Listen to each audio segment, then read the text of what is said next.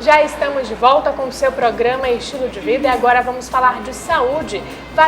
Vacina contra hepatite A deve ser incluída para crianças no SUS. Quem tem mais informações direto de Brasília é a repórter Gabriela Lafetar. E o Ministério da Saúde anunciou a inclusão da vacina contra a hepatite A para crianças no SUS. Eu acompanhei a entrevista com o ministro da Saúde e ele divulgou que com essa ampliação do calendário de imunização infantil, o país passa a oferecer todas as vacinas que são recomendadas pela Organização Mundial da Saúde.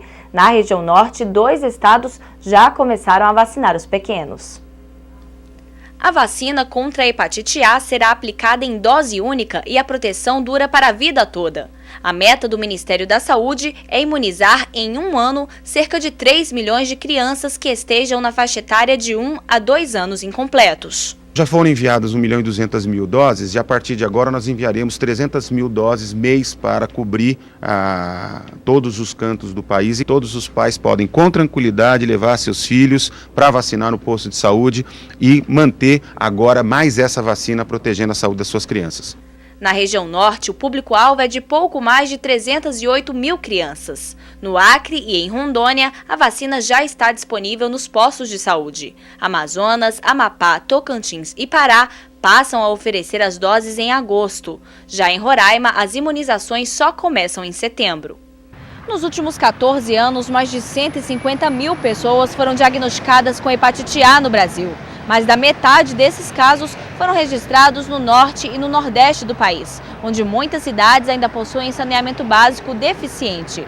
A hepatite A é uma doença de transmissão fecal-oral, da contaminação da água, dos alimentos, através das fezes. Portanto, lugares onde você tem menores coberturas de saneamento básico, você tem maior incidência da doença. Ainda segundo o ministro da Saúde, com a nova vacina, a expectativa é que o número de pessoas infectadas pela hepatite A no país caia a 64% e o de mortes pela doença, 59%. Obrigada, Gabriela, pelas suas informações e vamos continuar aqui na sede da Amazonsat, na redação da Amazonsat, falando sobre este assunto, porque no Brasil o índice da doença são altíssimos, principalmente na região norte. O Amazonas é o estado que tem maior registro de hepatite B e D.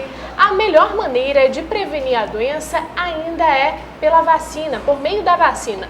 Durante esta semana, autoridades nacionais e internacionais realizaram um encontro para profissionais de saúde envolvidos no diagnóstico, tratamento e acompanhamento clínico de pacientes portadores de vários tipos da doença. Para falar mais sobre este assunto, nós vamos conversar agora com o infectologista da Fundação de Medicina Tropical, Marcos Guerras. Doutor, seja bem-vindo. Bom dia. Bom dia, obrigado pela atenção. Doutor, nós falamos realmente que o índice da doença no Brasil é muito grande, mas principalmente na região norte. Quais são os fatores que contribuem para esse crescimento? As condições de higiene, do uso de material contaminado na cocção dos alimentos ou na produção de sucos, interferem principalmente na veiculação da hepatite A. Então, nos períodos que alagam, isso ocorre, e no período de seca, porque você às vezes toma refrigerantes ou água ou sucos em qualquer lugar por conta da sede, também aumenta, principalmente entre escolares. E na questão da B, C e delta, é a questão de uso de instrumentos contaminados que podem veicular a doença, porque são vírus de alta contagiosidade e uma fração mínima de sangue pode transmitir para outra pessoa. Agora, doutor, como eu falei também no início, em relação ao estado do Amazonas, ele está em primeiro lugar entre os estados com o maior registro da hepatite B e D. Por quê? O D necessita do B para que ele possa se multiplicar. Então, a pessoa só adquire o D se ele for um portador do vírus B. O vírus B tem uma transmissão sexual e uma transmissão via sanguínea. Então, ele é mais fácil de ser disseminado numa população onde ocorra um número intenso de casos. E algumas vezes instrumentos que são utilizados dividido com as pessoas, né? Nós tivemos casos, por exemplo, que a coleta de sangue não era feita com material descartável, então se reutilizava seringas, ou se era coletado às vezes sangue de polpa digital também com lancetas que eram divididas com várias pessoas, e isso também era um fator favorecedor da transmissão do B no estado do Amazonas. E o estado do Amazonas era um estado que tinha muitos casos de algumas outras doenças, como por exemplo malária, e que o diagnóstico é feito com coleta de um sangue só da polpa digital, com lancetas, e isso também, só depois de um tempo, é que foram feitos com lancetas descartáveis. Isso pode ter sido uma coisa que pudesse ter se incriminado como um veiculador da doença. Agora, doutor, vamos explicar para o nosso telespectador o que é a hepatite. Nós já falamos de alguns tipos, mas ela tem outros também, né? Tem. Temos a hepatite A, B, C, D e E.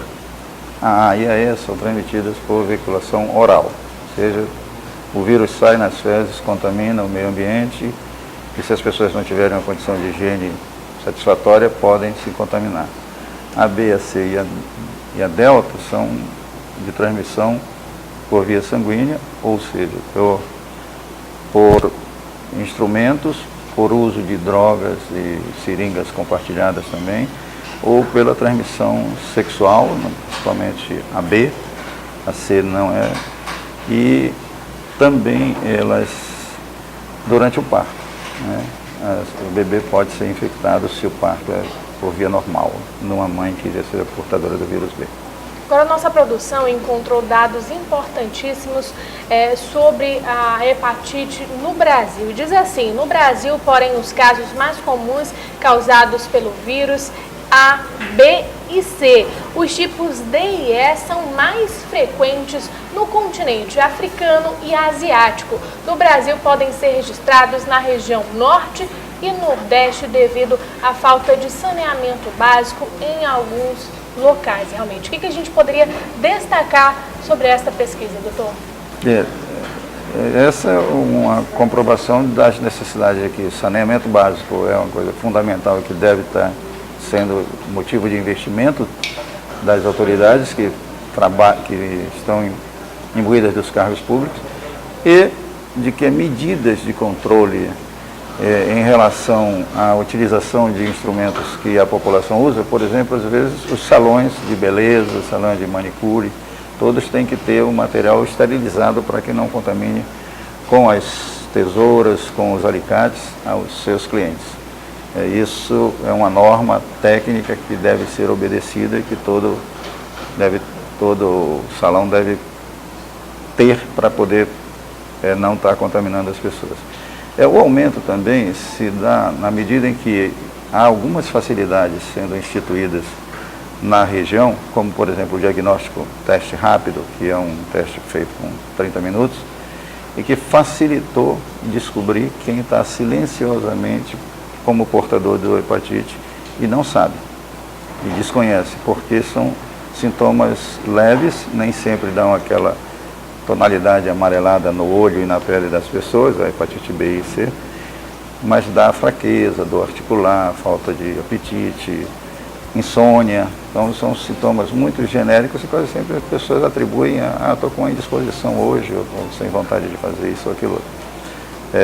Portanto, cabe ao serviço, à rede de saúde pública, estender esses exames para que a população possa fazer espontaneamente, que seja descoberto casos e que possa ser instituída uma terapêutica. A hepatite C hoje tem uma grande perspectiva de cura, né? Ainda há uns medicamentos que foram liberados nos Estados Unidos em dezembro do ano passado, com uma probabilidade de cura de 90% a 95% dos casos, sem muitos efeitos colaterais, diferentemente dos que hoje a gente tem, que alcançam uma cura de 50% a 60%. Doutor Marcos, a hepatite, como eu falei, é considerada um grave problema de saúde pública, até mesmo pela dificuldade do seu diagnóstico. Como nós falamos, alguns sintomas realmente são brandos, difícil de detectar, é uma doença silenciosa, mas daqui a pouquinho o nosso diferencial do programa Estilo de Vida e do AmazonSat é ter interação ao vivo com o nosso telespectador, e já tem pergunta no ar da nossa telespectadora Miriam Gomes, do bairro Santa Etelvina, mas nós vamos responder no próximo bloco, tá bom? Vamos dar uma pausa no nosso bate-papo, enquanto você de casa pode interagir com a nossa produção, aproveitar esse intervalo aí de 2 minutinhos mais ou menos. Para o número da nossa produção você pode mandar um SMS ou então um WhatsApp. O número é 92, código de Manaus, 8111-4512. Nós vamos para um breve intervalo, mas daqui a pouquinho a gente volta. Até lá!